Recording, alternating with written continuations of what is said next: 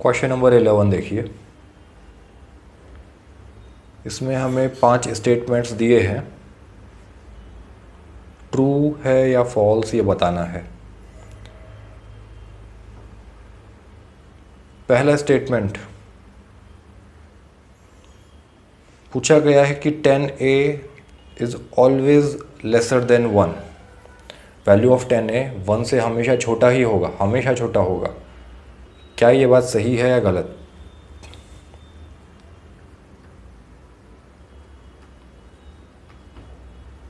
ये statement true है या फॉल्स है?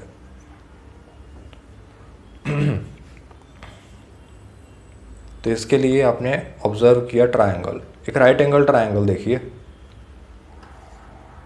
इस राइट एंगल ट्रायंगल में अगर ये एंगल ए कंसिडर कर रहे हो आप, तो फिर ए के करस्पॉन्डिंग ए का जस्ट ऑपोजिट साइड तो हुआ परपेंडिकुलर, ए का एडजेसेंट साइड बेस और हाइपोटेनियस, तीसरा साइड हाइपोटेनियस। 10a होता है परपेंडिकुलर अपॉन बेस। 10a है क्या? ये रेशियो है परपेंडिकुलर बाय बेस। अब कोई भी रेशियो 1 से बड़ा कब होता है? इन जनरल लिखा हमने, कोई रेशियो है मान लीजिए से m/n। अगर ये 1 से बड़ा है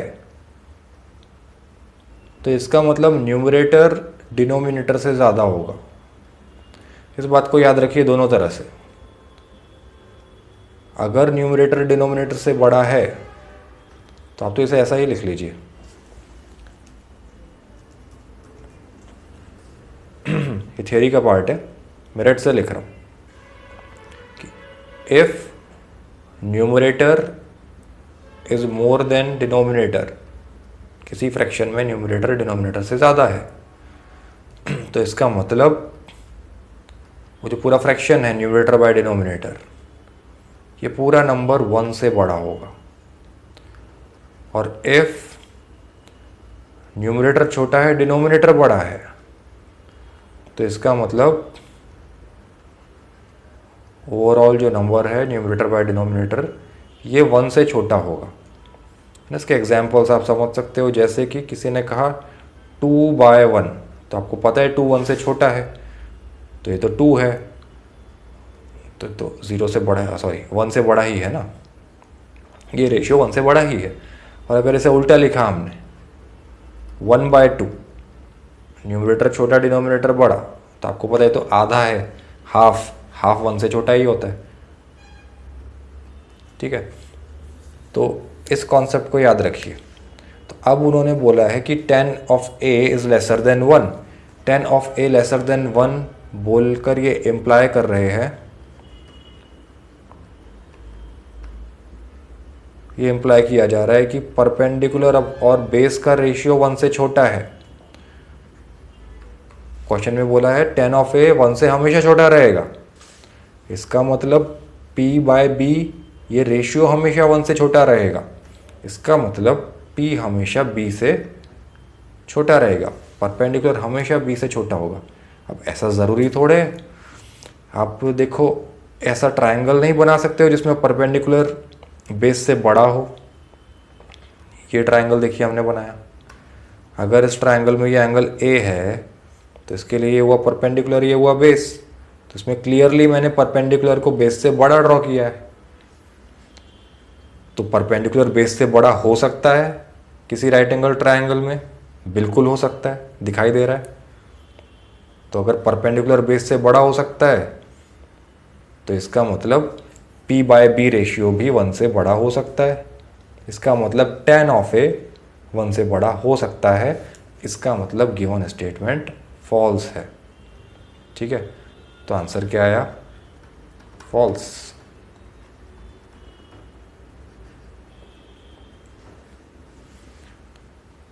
क्वेश्चन नंबर सेकंड, इसका सेकंड पार्ट देखिए।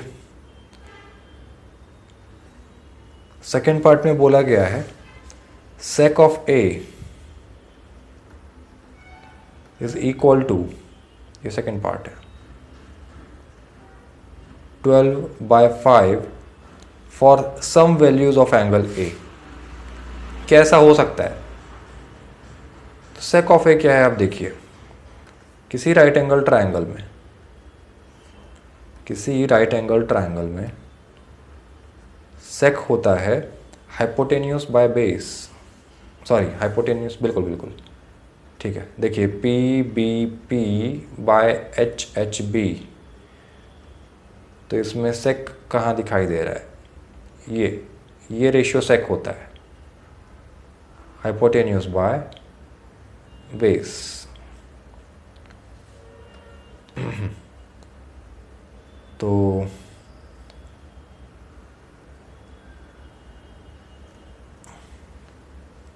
क्या ये रेशियो 12/5 हो सकता है?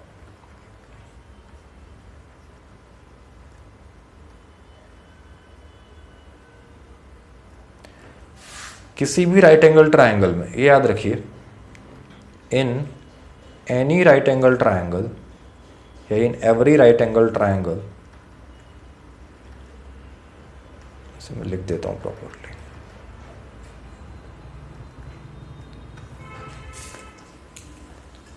in any right angled triangle, hypotenuse is always the largest side। हमेशा हाइपोटेन्यूज सबसे बड़ी साइड रहेगी। ये इंपॉर्टेंट है, याद रखिए। तो हाइपोटेन्यूस सबसे ही बड़ी साइड है, तो ऑब्वियसली हाइपोटेन्यूस बेस से भी बड़ी साइड है। तो इसका मतलब हाइपोटेन्यूस बाय बेस ये 1 से बड़ा हो सकता है। ये रेशियो 1 से बड़ा है, हमेशा ही बड़ा है। अगर हाइपोटेन्यूस बाय बेस ये रेशियो निकाला किसी राइट एंगल ट्रायंगल में, तो दिखाई दे रहा है ये हमेशा 1 से बड़ा ही आएगा, क्योंकि हाइपोटेन्यूस हमेशा बेस से बड़ा है। ठीक है, तो क्या सेक ऑफ ए 12/5 हो सकता है? दिखाई दे रहा है कि 12/5 में न्यूमरेटर 12 है, डिनोमिनेटर 5। हमने कहा था अभी कुछ देर पहले, अगर न्यूमरेटर डिनोमिनेटर से बड़ा है तो इसका मतलब न्यूमरेटर बाय डिनोमिनेटर 1 से बड़ा है। ऐसा देख लीजिए, 12 5 से बड़ा है, तो 12/5 1 से बड़ा होगा, है ना। इसे याद रखना है आपको। ठीक है, ऐसे हम पॉजिटिव नंबर्स के लिए अभी बात कर रहे हैं। इस तरह का जो एनालिसिस चालू है यहाँ पर कि न्यूमरेटर डिनोमिनेटर से बड़ा है, छोटा है, यहाँ सब हम सिर्फ पॉजिटिव नंबर्स की अभी बातें कर रहे हैं। ठीक है, ये सब नेगेटिव नंबर्स के लिए इसी तरह से इम्प्लाइड रहेगा या नहीं, उसकी भी बात नहीं की जा रही है। ठीक है, अब यहाँ तो सब लेंथ ही कंसीडर किए जा रहे हैं। राइट एंगल ट्रायंगल के साइड्स लेंथ है, लेंथ नेगेटिव नहीं हो सकता, सब पॉजिटिव नंबर्स की ही बातें चल रही है। तो पॉजिटिव रियल नंबर्स की बात चल रही है, तो फिर इस तरह से एनालिसिस किया जा सकता है। इसे याद रखिए। समझ नहीं आया दोबारा देखिए, नोट्स बनाइए, जो भी यहाँ लिखा जा रहा है प्रॉपर क्लास नोट्स बनाइए, नोटबुक में प्रॉपर नोट कीजिए, रिवाइज कीजिए। तो 12/5 1 से बड़ा आया, तो बिल्कुल सेक ऑफ ए 1 से बड़ा हो सकता है। तो इसका मतलब गिवन स्टेटमेंट पॉसिबल है, सेक ऑफ ए का गिवन वैल्यू पॉसिबल है, 12/5 एक पॉसिबल वैल्यू है। इसे आप ऐसा भी देख सकते हो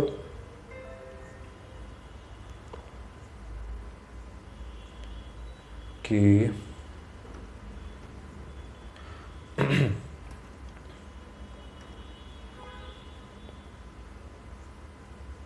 एक्सक्यूज मी,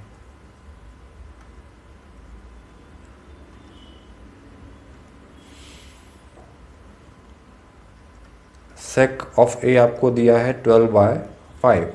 ये देखने का दूसरा तरीका हो गया वेरीफाई करने का।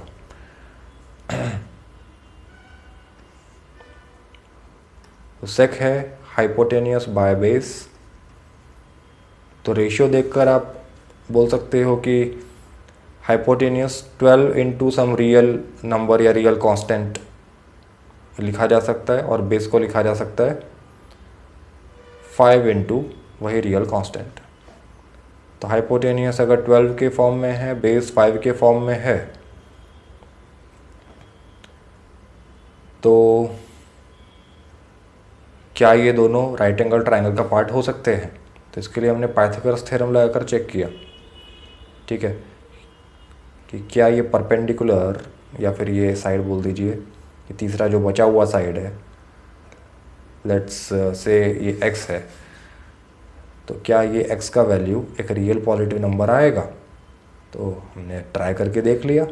Hypotenuse square is equals to बचे हुए दो साइड्स का स्क्वायर, तो 5 के स्क्वायर प्लस x स्क्वायर। तो यहाँ से हाइपोटेनियस है 12k, तो 12k का स्क्वायर होगा, चलो लिख देते हैं, 5 के स्क्वायर हुआ 5 square into K square plus x square. 12 K square का मतलब है 12 square into K square, 12 square है 144 into K square equals to 5 square 25 into K square plus x square. 25 K square को लेफ्ट में ले जाइए, 144 के स्क्वायर से सब्ट्रैक्ट होगा, 25 के स्क्वायर का साइन चेंज हो गया और ये बना -25 K square is equal to K X square. K square common लिया तो आ रहा है 144 minus 25 equals to X square. 144 minus 25 हुआ 119 इक्वल्स टू एक्स स्क्वायर। तो दोनों तरफ रूट कर दीजिए, स्क्वायर रूट, तो square root of K square into square root of 119 is equal to square root of X square. तो square root of K square K होता है, root of 119 equals to root of X square X होगा। तो यहाँ से x का एक valid value आ रहा है, रूट ऑफ 119 टाइम्स के। किसी भी पॉजिटिव नंबर का रूट एक पॉजिटिव नंबर ही होता है। ये क्या लिखा है, एक पॉजिटिव रियल नंबर लिखा है, पॉजिटिव रियल नंबर, उसको के से मल्टीप्लाई कर रहे हो, के भी एक पॉजिटिव रियल नंबर ही था, तो इनफैक्ट ये पूरा ही नंबर एक पॉजिटिव रियल नंबर बन गया है। तो एक पॉजिटिव रियल वैल्यू आ रहा है एक्स का, तो बिल्कुल ऐसा पॉसिबल है, ठीक है। तो x, since x is a positive real number, तो कोई भी साइड का लेंथ पॉजिटिव रियल नंबर हो सकता है, ऐसी लेंथ पॉसिबल है। नेगेटिव आता तो हम कहते हैं नेगेटिव लेंथ पॉसिबल नहीं है, ठीक है, लेकिन कोई भी पॉजिटिव लेंथ आ रहा है तो बिल्कुल पॉसिबल है। तो पॉजिटिव रियल नंबर है, तो ये इम्प्लाई करता है कि sec of a is equal to 12/5 is possible। यही हमारा आंसर है। अब क्वेश्चन नंबर, इसका थर्ड पार्ट देखिए, इसी का थर्ड पार्ट देखिए।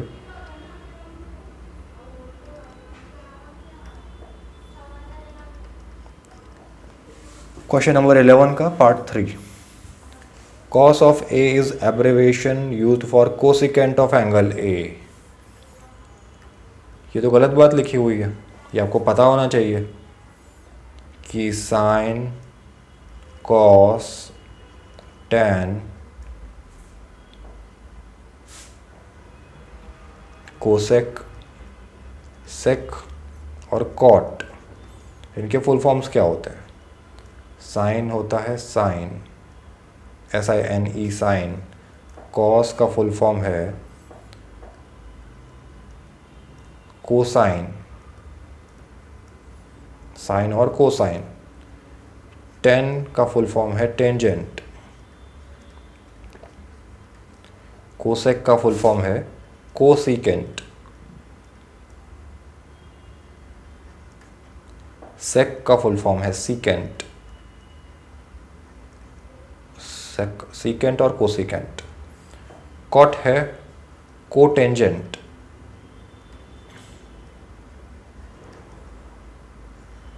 तो इस तरह से पेयर पेयर पेयर में याद रख सकते हो। ये याद रखा, कैसे भी याद रखा, लेकिन याद रखा। तो थर्ड पार्ट तो यहाँ से सॉल्व हो गया कि हमें दिया है cos of A is abbreviation used for cosecant of angle ए। नहीं, कॉस ऑफ ए का मतलब तो होगा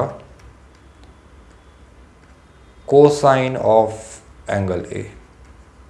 cos of A is abbreviation for cosine of angle ए। ठीक है, तो यहाँ से गिवन स्टेटमेंट क्या आया, आंसर क्या आया हमारा कि गिवन स्टेटमेंट इज फॉल्स। अब पार्ट फोर्थ देखिए इस क्वेश्चन का। फोर्थ पार्ट में बोला गया है कि कॉट ए का मतलब कॉट और ए का प्रोडक्ट है। क्या ये कॉट इंटू ए लिखा है? बिल्कुल भी नहीं। ठीक है, ये गलत है। कॉट अकेले लिखने का कोई मतलब ही नहीं बनता, कोई सेंस ही नहीं है। जब लिखा जा रहा है कॉट ऑफ ए तो इसका मीनिंग क्या है? कॉट ऑफ ए, तो इसका मीनिंग है कि कोई तो राइट एंगल ट्रायंगल है। इस राइट एंगल ट्रायंगल में एंगल ए के करस्पॉन्डिंग बेस और परपेंडिकुलर का रेशियो लिखा गया है। तो यहाँ ए क्या इंडिकेट कर रहा है? ए इंडिकेट कर रहा है कि ये जो बेस बाय परपेंडिकुलर, ये जो रेशियो लिखा गया है, this ratio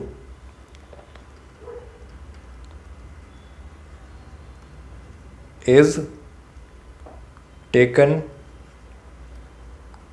with respect to angle A. Angle A के रेस्पेक्ट में परपेंडिकुलर और बेस देखा गया है।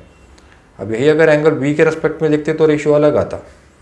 तो यहाँ जो कॉट के साथ में एंगल लिखा गया है, किसी भी ट्रिग्नोमेट्रिक रेशियो के साथ में कोई एंगल लिखा गया है जैसे कॉट ए, तो यहाँ ए बताया जा रहा है कि कौन से एंगल के रेस्पेक्ट में आप परपेंडिकुलर, बेस, हाइपोटेनियस, ये सब बातें लिख रहे हो। ठीक है, बेस और परपेंडिकुलर। तो इसका मतलब कॉट इनटू ए नहीं है। ठीक है, ये तो जस्ट एक सिंबल है। ठीक है, तो गिवन स्टेटमेंट फॉल्स है। क्वेश्चन का फिफ्थ पार्ट देखिए।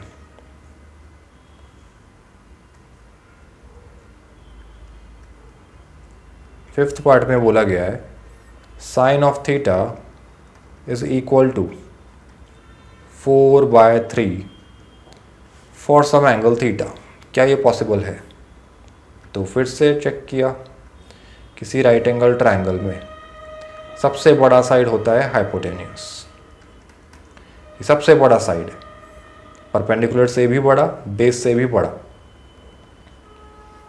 तो अगर आप इसे परपेंडिकुलर अपॉन बेस रेशियो की तरह देखो, sorry perpendicular upon hypotenuse, sine होता है परपेंडिकुलर अपॉन हाइपोटेनियस। तो अगर आप इसे परपेंडिकुलर अपॉन हाइपोटेनियस रेशियो की तरह देखो तो वी नो दैट, ये हमें पता है कि hypotenuse is always greater than perpendicular. तो परपेंडिकुलर अपॉन हाइपोटेनियस तो हमेशा 1 से छोटा ही होगा। तो इसका मतलब किसी भी एंगल का साइन 1 से बड़ा नहीं आ सकता। ठीक है, ये हम बात कर रहे हैं फॉर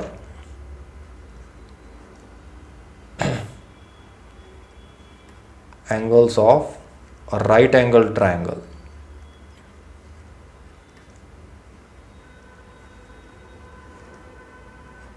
मतलब जैसे आप थीटा की बात कर रहे हो, एंगल को अगर मैं थीटा से रिप्रेजेंट करूं तो हम 0 डिग्री से बड़े और 90 डिग्री से छोटे एंगल्स की ही बात कर रहे हैं। इन एंगल्स के लिए कभी भी साइन थीटा 1 से छोटा ही होगा, याद रखिए। तो इसे मैं लिखवा देता हूँ, आप एनालाइज भी कर सकते हो कि किसी भी राइट एंगल ट्रायंगल के लिए, या ऐसा कहिए for theta greater than 0 degree and lesser than 90 degree, मैंने इक्वल भी नहीं लिखा है,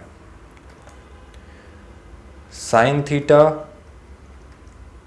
हमेशा 1 से छोटा ही होगा, कॉस थीटा भी 1 से छोटा ही होगा, और इनके रेसिप्रोकल्स, साइन का रेसिप्रोकल कोसेक, तो कोसेक थीटा हमेशा 1 से बड़ा ही होगा और सेक थीटा हमेशा 1 से बड़ा ही होगा।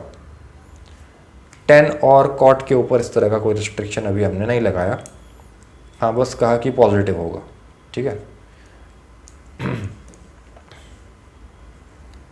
पॉजिटिव तो सभी है, ये तो साथ में लिख ही लीजिए, 0 से 90 डिग्री के बीच में पॉजिटिव तो सभी है, साइन, कॉस, टेन, इनके रेसिप्रोकल्स, कोसेक, सेक, कॉट, ये सभी पॉजिटिव है,